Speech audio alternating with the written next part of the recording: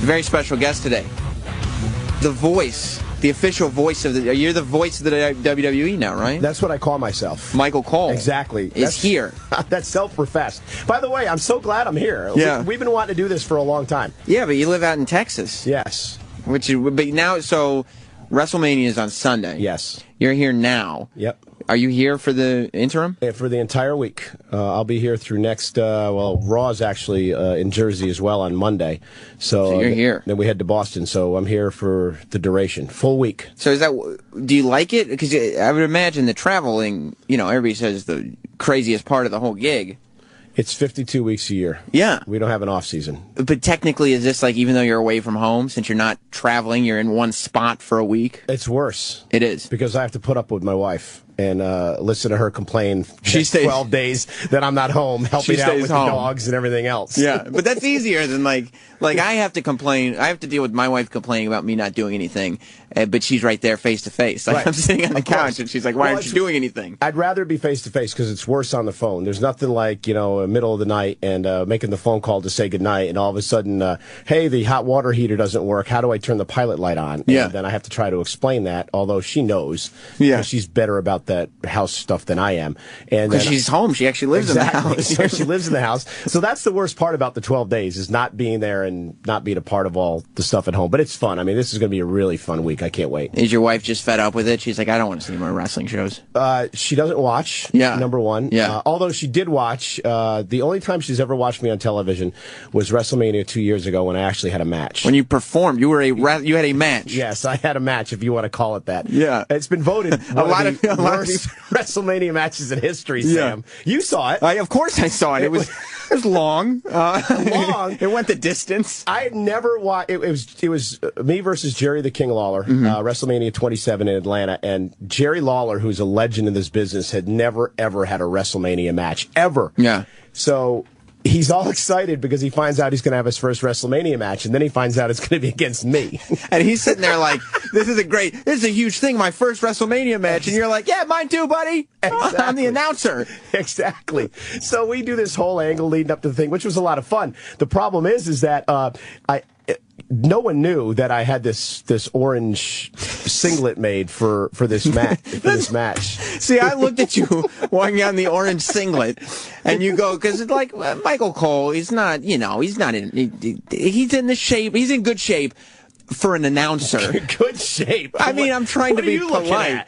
At? He looked like he had a spare tire tucked into his singlet, but I figured that they might, and it was bright orange. Hey, let me interrupt you for 1 second. What's the Sirius what? Sirius 206, right? XM 105. Okay, I'm tweeting out to everyone that I'm on your show right now. So we're the only channel left. Exactly. That has two different numbers. That they wouldn't just consolidate. So anyway, although with you tweeting that out, that'll probably just get hate for me because you are the only person who I would think gets more Twitter hate than I do. It's horrible. But it's actually better now. It's about 90% hate mail now. It was 100% before. And then, of course, Jerry went on and had a heart attack live on television and turned me into a babyface overnight. Right. You saved Jerry Lawler's life by sitting next to him. Well, I gave him a heart attack in our match at WrestleMania. That was the start of it. And then so you walk out, and it looks like you're in this bright orange singlet. And it looks like... let's not forget, I had the Team Cole sweatshirt. Of course. So I didn't reveal the singlet until I actually got in the ring. Although you weren't wearing workout pants with it. You were just wearing your little orange shorts with your big hoodie. Right, and my black knee pads in front of 70,000 people at Georgia Dome. And I was scared to death. You were. I'd never been in a match before. Yeah. They sent me down a month early and said, hey, go to Tampa to our training school and learn how to take bumps. So they're throwing me around the ring. I couldn't move for two weeks. A month early. Oh, yeah, a month for a WrestleMania match. You're like, all right, what is it, March? Oh, I guess it's in April. Yeah, you can go down. Exactly. So, but I assumed watching you show up in front of 70,000 people in a bright orange singlet, not in great shape, that somebody had handed you that singlet and was like, oh, this is going to be hilarious. I thought I was in great shape. I thought I was, I thought I was Arnold. Well, I really did. I figured because, like, when they do stuff like that, especially in WWE, all you guys, or I thought, and I wouldn't say you guys, but a bunch of guys who aren't wrestlers work out like they're wrestlers. So like when Vince McMahon had his first match, he takes off his, dumb three-piece suit and he looks like a bodybuilder. So I'm sitting there going, oh, I bet, Cole is one of these workout guys. You're not. No, what Michael, happened was that I go to... and you have terrible tattoos. Thank you. There's a story behind that, which I'll tell you in a second. But I'm one of these guys who thinks they know how to work out. I've been going to the gym for 15 years. Really? I haven't lost a pound. Yeah, I do 45 minutes of cardio a day. I think it has something to do with the beer and the whiskey that I drink on a regular basis. But no, seriously. So I think I'm in decent shape. Yeah. So then a couple of days before WrestleMania, Hunter looks at me and goes, "Hey, Michael, you've been hitting the gym?" I said, "Oh yeah, I've been going every day." And you think Triple H is like complimenting you here? And he like, goes, "It really doesn't look it." So now when I realized he's not complimenting me, I said, "Well, I'm playing the character. I'm an announcer. I'm not supposed to be an athlete. I'm supposed to look fat in the ring. That's the gimmick, right?" Meanwhile, I'm so embarrassed because I've been working out for months to get ready for this match. And you have the audacity to say, Triple H, I could be in wrestler shape if I wanted to, but I don't want to make Jerry the King Lawler look bad. Oh, exactly. I didn't want to look better than the King. I don't want to make Triple H. I don't want to make you guys look bad out there. It was his moment, Please. I assumed that the singlet you were wearing was an exercise in humiliation. That was your choice. It was my choice. You had that made and everything. I wanted to do something that was. That was interesting for WrestleMania, and it was orange. A lot of people thought it was orange to pay homage to my ex-partner Taz. It was actually orange because I went to Syracuse. That's what I thought, because I went to Syracuse. The orange, so exactly, like, the Orange Mafia. Yeah. But how about those orange Final Four? I know. Again? It's the only, because I don't know anything about basketball, but I fill out the brackets that based doesn't on. surprise me. I fill out, well, yeah, because you look like a real athlete. Because I fill out the brackets. Hey, how many matches have you won? I guess none. You've got one over me. I fill out the brackets based on, like, my final two were Syracuse because I went there. Okay. And Iona because I went to high school right next to Iona. Oh my Lord! And I couldn't believe they were in the tournament, so I had them beating everybody. So of course Iona loses in the first round, which cuts off that whole wing of the brackets. But then Syracuse actually made it to the Final Four, so I'm looking okay. You should have, back to the singlet for a second. Because Please. I actually had it made. So we have seamstresses that travel with us, and I actually went to the seamstress and I said, "Listen, can you make the singlet for me?" And they looked at me like I had two heads, but nonetheless they did. And they took the measurements and stuff. And so I was actually in the bathroom of the locker room, actually sitting on the can, and one of the seamstresses wanted me to try the singlet on, and she actually thought I was in changing and I was dressed, and she walked in while I was sitting bare naked on the can, and she saw a lot of things and handed me the singlet to try on, which I did, and I walked out. I'll never forget. I walked out of the bathroom in the singlet a week before WrestleMania, and there were three people sitting in the room: John Cena, The Undertaker, and one of our talent relations guys. So the first two of the first three people that actually saw me in the singlet were two legends in our business, and the top two guys. And Undertaker looked at me and said, "What has this business come to?" And he walked out disgusted. He left. That's why we haven't seen him since last WrestleMania. And there was a joke too, because a lot of the guys had fun with how it fit me around the groin area. Right. The sort of. Yeah, that was a little embarrassing. Pelvic room. What kind of underwear do you wear with a? Do you have to wear a jock strap? Just a jock strap. You did. Was it, yeah. Yeah. Did you put any padding into it or anything? It was funny too, because at WrestleMania there's some shots where you can actually see the straps of the jock strap outlined. It was very unflattering. It's very amateur hour. Yeah, I didn't remember much because after about the first 2 minutes of that match, I thought I was knocked out by Jerry, and I was so completely out of breath. I don't remember. I never watched the match.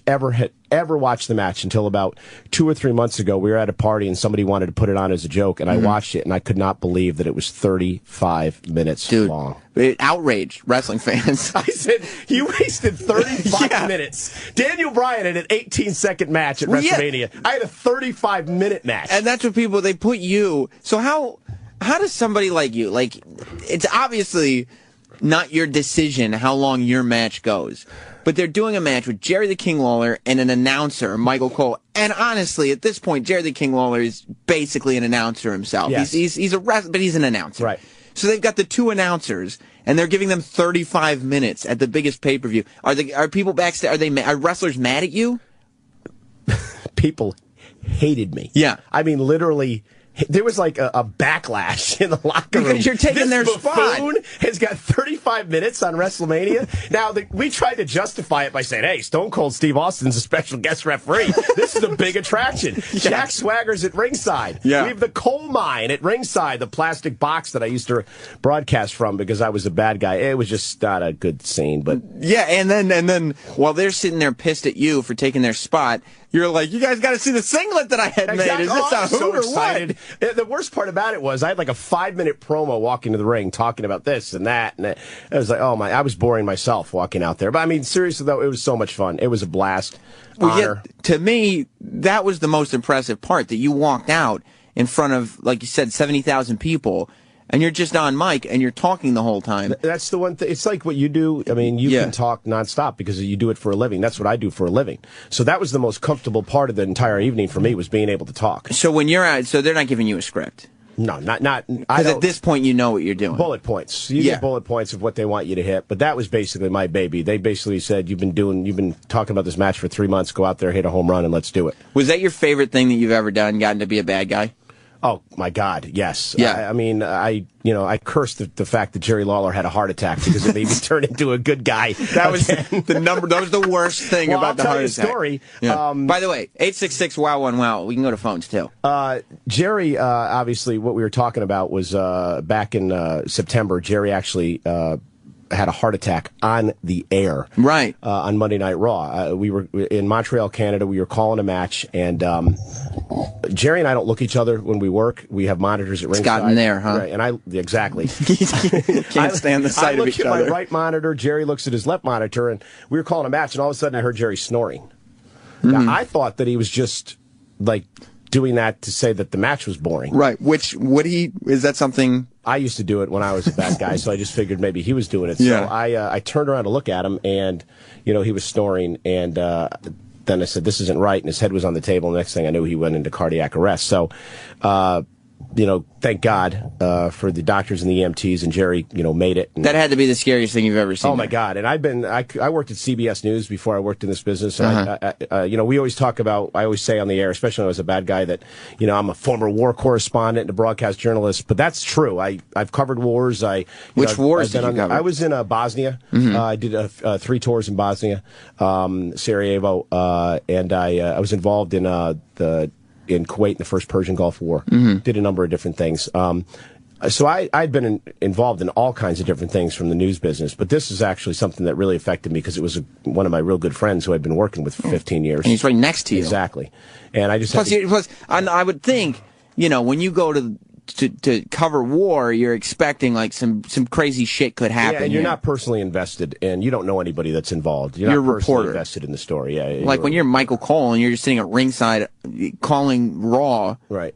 You kind of would like to think that you have some idea of what's going to happen. And then you have to explain to the world that this isn't part of the show. This is real life. And you're a bad guy at that time. Right. I was. And so, theoretically, you're like, I hope he has a heart attack. I had to break character. Yeah. And then the news background came in. Long story short, Jerry made it, thank God. And he's better today, in better shape today than he's ever been in his entire life. But he said he died for a second, right? That's what he claims. Wow. Yeah, I mean, you're not a doctor, but exactly, whether you believe that or you don't. I mean, whatever he saw, he said he didn't see any light. He said it was completely pitch black till he woke up. Yeah. So we know where he's going when it's all over. But he's lived a good life, though, hasn't he? Exactly. So on Wednesday, I remember this happened on Monday. On Wednesday, Jerry, his girlfriend had called me from the hospital in Montreal and said, listen, somebody wants to talk to you. And Jerry's on the phone. Holy shit, Jerry Lawler, you had a heart attack 2 days ago. And this was and when they were reporting this heart attack, it was like, we don't know what's going to happen. This was a bad one. I was told by my producers, probably about a half hour after it happened, that, listen, Michael, you've got to really make sure that you're prepared to deliver the worst. Wow. So now all this stuff's going on. I'm trying to get all situated in my head how I'm going to... So in your head, you're thinking how you deliver this. Exactly. Thing. That's exactly what I was thinking. And then going off the air, it was almost like it was... I hate to say this, it was almost like it was scripted, because going off the air, we got the news in at the last moment that Jerry was hanging in there, and the news looked better. So that Wednesday, he actually calls me, and he says, hey, Michael, it's Jerry. And I'm like, Hey, King, I can't believe you're here. You're alive. And we talked for a few seconds, and I just said, I just want to tell you something. Thanks for ruining my heel run. Yeah, that was it. That was babyface again. That was the whole thing, and that's where the money is, too. You're not making money from WrestleMania matches no. as a, hey, look at those guys in the ring. Being a bad guy is the greatest thing in the world. It is. It really is. It is so much fun. It's and that's easy. That's a little more naturally you, isn't it? Of course it is. Well, you know me well. You know me off the air. Yeah, exactly. Evil Michael Cole comes out. That's after some of those whiskeys, though. Here is the question that I was wondering. A few weeks ago, after all this, you see, you watch this guy have this heart attack. He falls down. They bring him back. He comes back. It's a miraculous thing. So what's he doing eating tater tots on TV? You know how many tweets I got about that? I would imagine. We were doing a promotional bit for Sonic, who's a great sponsor of WWE, and they have been for years. And Jerry was eating one of their new items, and my Twitter blew up that night. Hey, Cole, the guy's had a heart attack in SU once, and now he's eating fried food. And Lawler is sitting there stuffing his face with tater tots. He had 5 of them in his mouth at once. I go, this was months ago, not years ago. No, but according to Jerry, the doctors say he could eat and do whatever he wants. That he's in better shape and health now than he was before the heart attack. You don't think about Jerry? Jerry has never smoked. No. He's never drank. And but he does cage matches at 60 and eats tater tots. Exactly. And he wants to wrestle again. He does. He does. He loves it. Would Vince put him in the ring again? I don't have any idea. I don't have any idea. And you're not going to get me to go there either because I don't have any idea what they're thinking. Well, I will say, because in my mind, the human in me would say, no, I would never put Jerry Lawler in the ring. But I think Vince would, oh, goddamn, yeah, we'll put him back in the ring. He's a promoter. Yeah. So who knows? As long as you can get Jerry Lawler on TV before he goes in there to say, I want to do this, right? My hands are clean on this one. Exactly. Yeah. Exactly. Let me go to Brian in Long Island, who's on with Michael Cole. What's up, Brian? Sam? What's up, Michael? Hey, Brian. Listen, there's a famous thing on YouTube called WWE Off the Air, where you and Jerry just absolutely destroy the ring announcer. Which ring announcer was it? I bet it was Tony Chimmel. Well, I don't know his name, but I mean, you guys are just brutal. Has he ever confronted you about that? No, I think it was Tony Chimmel, and I think it had to do with a SmackDown taping a number of years ago where Tony could not figure out that the name of the match was a turkey bowl match, and that it was for the women's, not woman's, championship. The woman, that woman's exactly. championship. And I swear to God, Chimmel about 10 or 11 times had to do these lines, wild lines we call them, to try to get it right. And Jerry and I lambasted him like there was no tomorrow. I'll never forget that night. Tony Chimmel's a great guy. Been with the company for like 30 years. I still have no idea how he's been here that long. But somebody else sent me a YouTube clip, because that's so funny that he was talking about that, because somebody else was like, when we were tweeting last night that, that you were going to come on the show today, somebody was like, oh, you got to ask Cole about when he was fucking with Tony Chimmel. And so I clicked his YouTube video, and it was a totally different one. It was like he described a ladder match, but he said, oh, first person to get custody of the belt. But it's on pay-per-view, and you just start openly laughing like, custody? What is he talking about? And Chimmel's been doing this for how long? I can't say anything, though, because it's difficult. I butcher things every week well, you can. on live television. Don't say I can't say anything, because you say things, and then you go back and be, yeah, but it's all good. But you've already said the things. I know, exactly. It's live TV. Well, welcome aboard. I mean, it's funny. You have what they call in wrestling buried a lot of people, though. You go out there, even now as a good guy, I've heard you, like weeks ago, you're still, if you don't think a segment is going well, or whoever doesn't think a segment is going well, your voice will be there. Like, Jericho was doing a segment a few weeks ago. Oh, God, please. And you Don't start saying, cut to commercial, cut to commercial, this is horrible. I got in so much trouble. You literally, because they're doing this like interview segment on Raw, and Michael Cole is sitting there at ringside, and he is saying, he's openly laughing while these guys are talking, not wrestling, and then you start requesting that the show cut to commercial. Yes, because it was a very bad segment. But what I felt bad about is the fact that I disrespected Chris, who obviously has been in this business longer than I have, and he's he's one of the legendary greats of all time. And more importantly than all that, Chris is a friend of mine. Right. And so I actually... And he's going to be in here on Thursday, so whatever you say today... Actually, believe it or not, I felt bad. And yeah, I felt bad for a number of reasons. A, because I did that.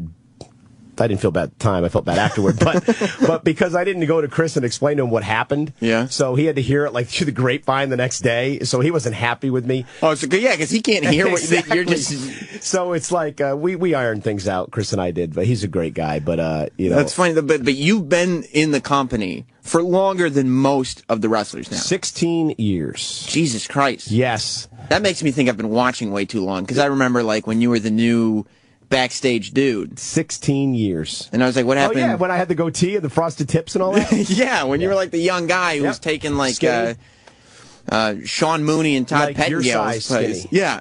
I did take Todd Pettingill's. Actually, Todd Pettingill got me my job. He did? He helped get me my job. I got to tell you something. We don't make fun of him for wrestling, but his radio show does not get an easy time here. I know. You're aware. I've actually, my first job out of college. That's Todd Pettingill, by the way, from Scott and Todd. He worked for WWE a while back. My first job out of college was with Todd in Albany, New York. Really? At Fly 92. It was the Todd Wake Up Service or something, and it was Todd, Jim Chandler, and myself. I did the You news. worked with Jim Chandler? Yes. Oh, yeah. my God. Yeah, E-Rock. for years, Are you for a hearing couple of this? years. Yeah. Jim Chandler. You got to hear this story about Jim Chandler, because Jim Chandler has been a running storyline on the O&A show. Okay. We do a thing called Jocktober every October, where we make fun of a different radio. You're aware. Yeah, oh, yeah. We make fun of radio shows. And I mean, nobody is safe, but I don't know any of these radio shows. I just start Googling, like, you know, top 40 Arkansas. Right. And I look for shows, and they're that random. Right. So I bring one in, and it's Jim Chandler's show, but I don't know who Jim Chandler is. Right. And so I give these guys the tape, and it's like, you know, whoever, it's like Woody and Jim or whatever the name of the show was. And they're you know, I actually think you're right. I think it was Woody. Okay. I think he was. They're playing the clips, shitting all over them like they're Tony Chimmel. They're just destroying everything they do. And I start pulling up the website of, like, to show Opie and Anthony and Jim who these guys are. Right. And Opie looks at the computer and he goes, "Oh no." And we go, "What?" And he goes, "I got to tap out of this one." But he's like you. He's like, I don't want to say anything after he's already said everything. Exactly. Because he's like, "Jim." He goes, "Jim Chandler?" And I go, "Yeah." And he goes, "We were in Geneseo together, just trying to make names for ourselves in radio." It's classic. The two of us were just, we were sitting there like in the summer, and we were both trying, and I became this, and now I'm just sitting there making fun of his show without even realizing Well, he's it. this little short guy with glasses, or at least he was. I mean, I haven't seen him in 20 years, but he was he and Todd were like the hosts, and I was like the, you know, funny news guy that delivered the news headlines, and then... Did you have to be a little wacky? Yeah, and then I am looking for air checks. You got to, yeah, because E-Rock in there is like... Fly 92, I would have worked there with Todd in the Wake Up Service from 89, 90. 89 to 91. He's like how I am with wrestling, he is with radio. Yep. So he'll find the there air you go. checks. It was 89 to 91. I did all that goofy, stupid minute, you know, update of news, and then I sat there and was the laugh track for the show, much like I do on Raw now when somebody says a joke and I go, ha, ha, ha, ha, that was good. That's what I did then. Yeah. So that was before Scott Shannon, because we always say Scott Shannon stole Todd from Jim and then ruined Jim Chandler's career because Scott and Todd went on to be this big New York show because Todd Pettingill, as much as we bust his balls for what he does it well. Funny story is in 1996 when I was working for CBS, I actually went back to Albany to cover a breakfast when I was covering Steve Forbes on the presidential campaign. And we were at a little coffee house in Albany, and I'm sitting there and we're covering Forbes doing a speech or whatever the hell he was doing. And all of a sudden this guy comes up behind me and goes, "Sean?" That's my real name. And he goes, "I haven't seen you in years." I turn around, it's Jim Chandler.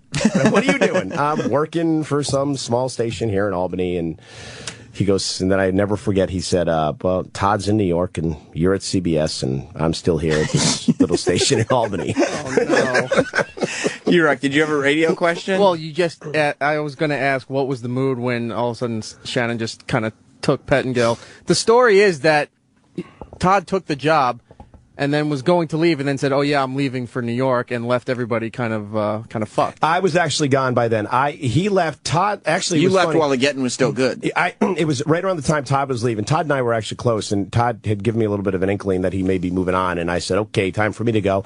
And I just happened to get hired in Houston for the CBS affiliate there, and I ended up picking up and moving to Texas, which is why I'm there today. And about 2 or 3 weeks later, Todd called me and said, "Hey, I'm going to New York. If you ever need a job, let me know." So it was that's how that went down. And then he got you the job at WWE. Yeah, he was working, doing whatever he was doing on camera work and stuff like that. And he gave me a call and said, "Hey, they're looking for an announcer."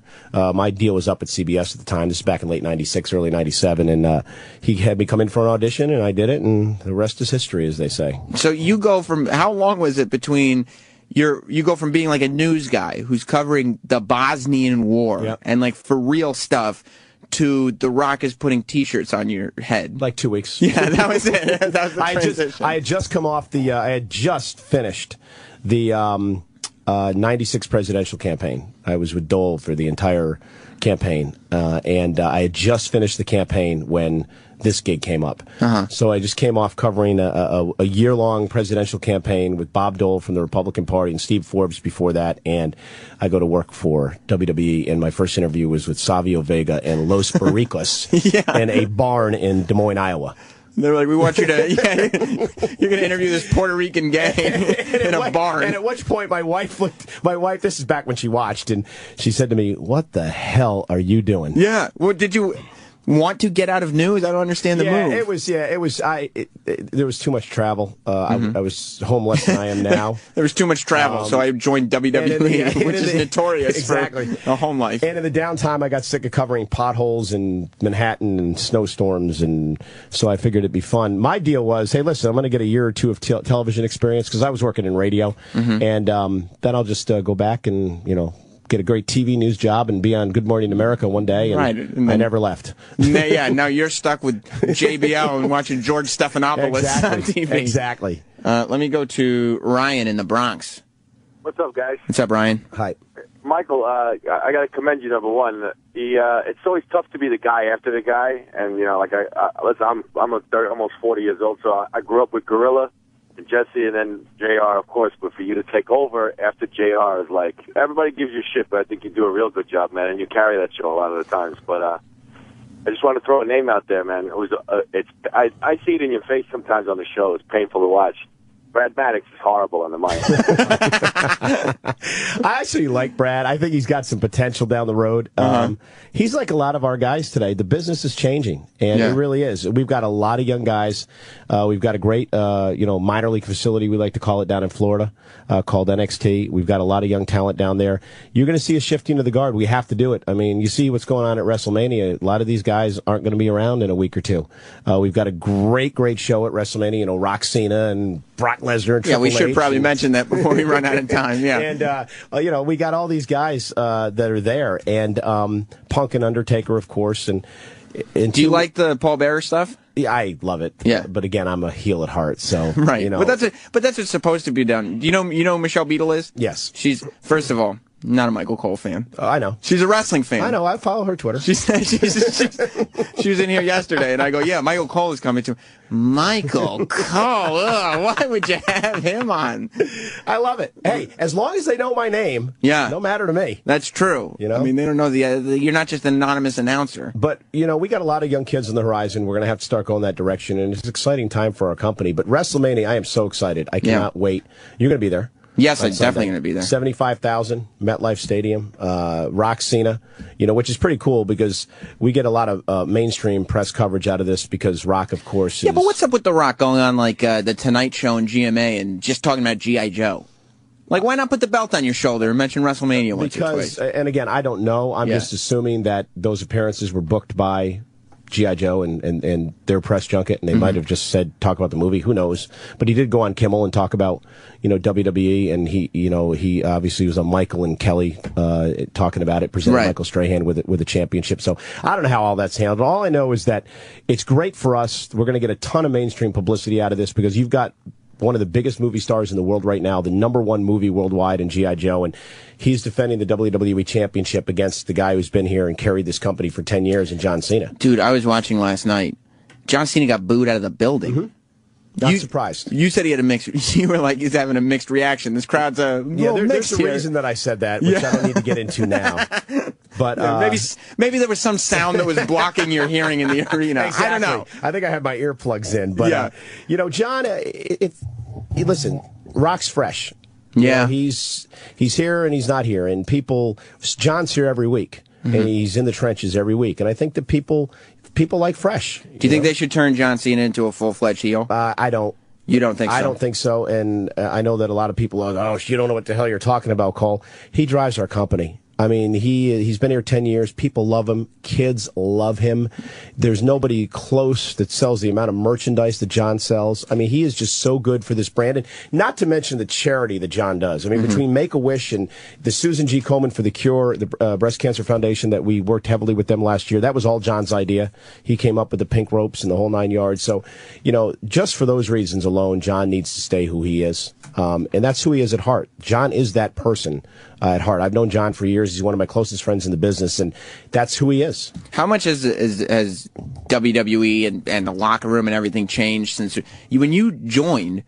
It was full on like Attitude Era, Stone Cold Rock. All this was going on. Right? Is it completely different? It is. It's a business. This is a business now. It is not that it wasn't before, but this is a business. Suits and ties. You've had a lot of our guys in here. Most of them, especially like Miz. Miz is like one of the sharpest dressed guys. I'm afraid the Miz is going to end up broke because he's spending all his cash on like 4-piece suits for radio appearances. This is we're a publicly traded company on Wall Street. We're a global entity. We're on in 150 different countries.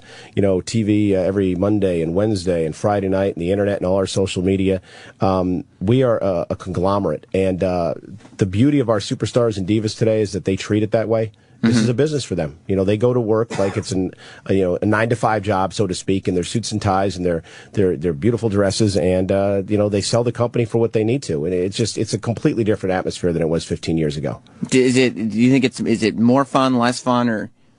I always have fun. Yeah. And just like I'm sure you complain about your job, we all complain about our jobs. Yeah. But when the red light goes on and it's showtime, that is so much fun. Like at DC last night on Raw, when that red light goes on, it is the greatest job in the world. And it's funny. You were talking about Todd Pettengill. You had a relationship with him. He was doing his thing at WWE, and he goes, "Hey, they're looking for somebody new. Why don't I introduce you to the guys?" Well, I'm going to tell you something. I met Michael Cole a while back, and he goes, "Yeah, we're always looking for new people." And I sent him my tape, pictures, shook hands with a bunch of people, and the info that he got back was, "Yeah, look at him. What the fuck are we going to do with someone who looks like that?" He's not an announcer. That is a true story. Wait, that's not at all what we're looking for. That is a true story. Tell him to not let the door hit him where the good Lord split him. It might have been the hair, perhaps, that had something to do with it. But I can't. How's your wife, by the way? She's good. Great. Tell her I said hi. But I asked you about your wife putting up with wrestling, because, she won't put up with it at all. We came full circle, didn't we? Yeah. She went. My wife won't put up with it at all. She went to one WrestleMania, and was it the one you performed at? No, she didn't. Even, she wasn't interested. That was the only time she's ever really watched the program. She actually watched it. And, she texted me when it was over with. It wasn't like, "How you doing? Are you okay?